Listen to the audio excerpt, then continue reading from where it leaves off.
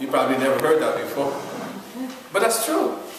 Oh, yeah. We must love God more than we love ourselves. Number 2, love goes beyond formalism.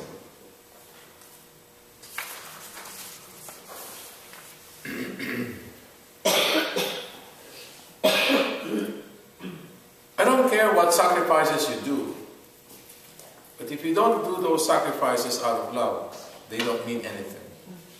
Just a reinstatement of what we said before. Love should be the only motivation of everything we do, all our actions, everything we say and do. Love is the only motivation. Other than that, it's empty.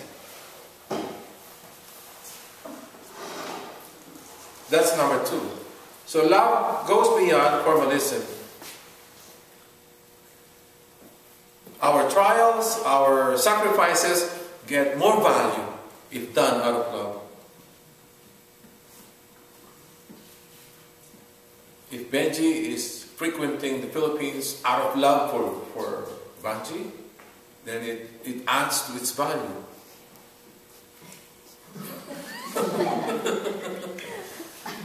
The value is enhanced. But if it's for other things, then it's empty. Like Ed, the husband, goes to Connecticut every week. Out of love. Out of love. For what? For out of love for his job. It's not out of love for you or for the family. No, it follows. He loves his job because he loves his family. Love is the only motivation. Number 3, longing for the experience of God's love. Ask yourself this question. How far am I from God's kingdom?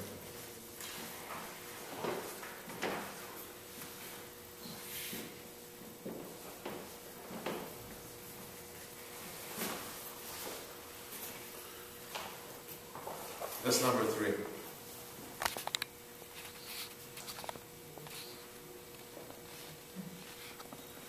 The best example of this is this. I told you this before. And a lot of people, a lot of hearts were touched when I say this. Remember Psalm 23? Remember that Psalm 23? The Good Shepherd? The Lord is my shepherd, there's nothing I shall want. A lot of people know the song, right? And probably most of you know the song, if not all of you. The question is, do you know the shepherd? Because knowing the song is one thing, knowing the shepherd, the good shepherd, is quite another. That's what this means. Longing for the experience of God's love. You want to experience the love of God. So you ask yourself, how far or how close am I to God's kingdom?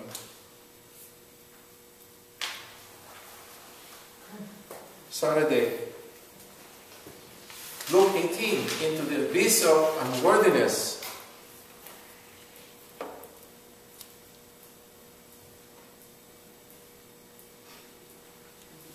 I don't mean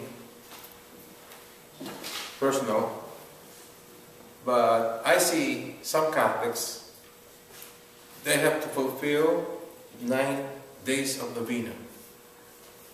So, it's so important. Nothing can come in the way. They have to be 9 days. They have to complete the 9 days novena. Which is a good thing. Per se, it's a good thing. It's endorsed by the church, encouraged by the church, and that's been the practice since ancient times. But, there's a big but. If you look at number 1, parallel monologues and not conversation. If you're doing this novena, just saying and reading whatever is in your pamphlet, guess what? You're not conversing with God. You're not. It's just a monologue. You know parallel monologue? That's what you have on your sheet, right? It's a parallel. Parallel means like this. It's parallel, like the train tracks. The train tracks, those are parallel. They go long, long, long way, but they never meet. They never meet. You notice that? There's this concrete or wood pieces that separate them, and they're bolted down, and there's no way they would meet. That's what you do when you pray, reading, rushing, even through the rosary. You're not really conversing with God. What you're doing is, it's a monologue. Okay, God, I'm speaking, da da da da da da da da. And what happened? There's no conversation. Try it. Those with spouses, try it and start talking and don't listen to your spouse. No, I'm going to the Philippines. I don't care what you say. I'm leaving. No, just kidding. No, just kidding. I'm leaving to the Philippines. No, I'm leaving. I don't care. Don't listen. What happens? It's not a conversation. You understand? Am I making my point clear? A train track is the best example because they never cross. They're always parallel. That's what I call a parallel monologue. So is it the same thing, the rosary? No. The rosary is a very effective ancient prayer. It's a powerful prayer. But it must repetition. Yeah, but it must be said. Remember, it's a meditation. We repeat our meditation. It's a meditation on the life of Jesus Christ. It's a very good thing.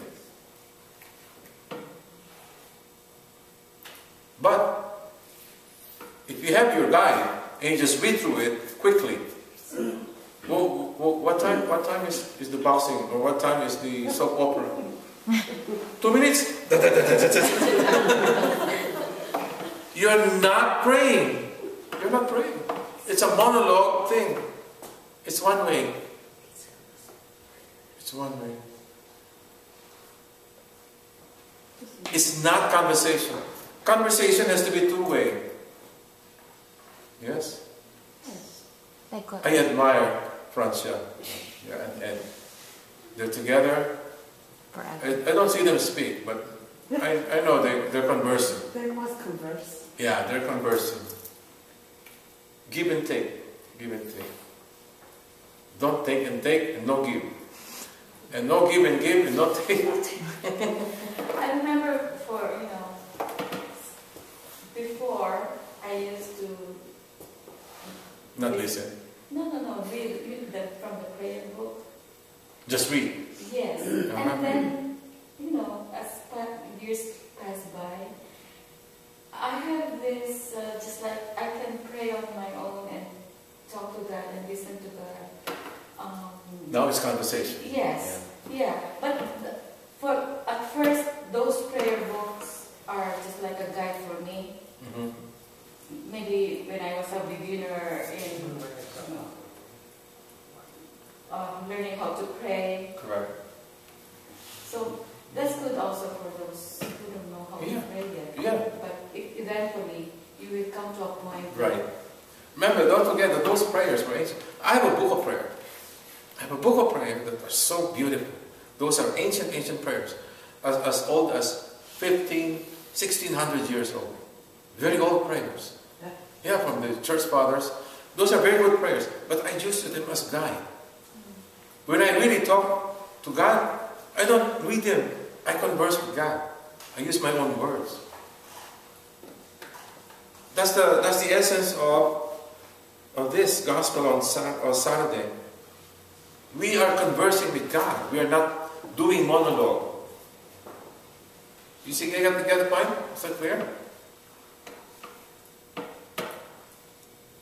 When you pray, you must converse with God. Number 2, the bare minimum does not satisfy. What is the bare minimum? You will love the actuations of many people when they get to the church. I see that, especially those latecomers. Of course, sometimes I come late, not my fault. But so some people would come in,